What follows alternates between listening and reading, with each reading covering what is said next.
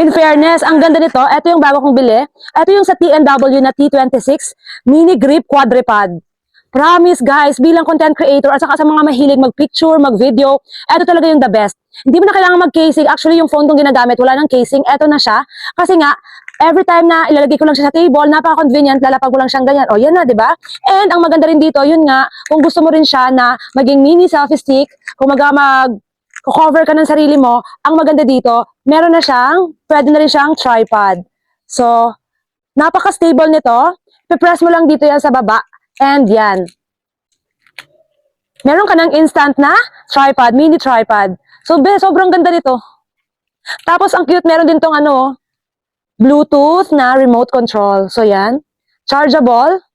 Tapos, madali lang siya. Kasi kung gusto mo i-connect, very easy to connect to, guys. O, diba? So, you can use this kahit mag-isa ka lang, nagta-travel kang mag-isa. Napakaganda. Sulit na sulit. Hindi talaga ako nangangawit kahit manonood ako ng series o kaya naman mag-edit. Nako, hindi na masakit sa kamay.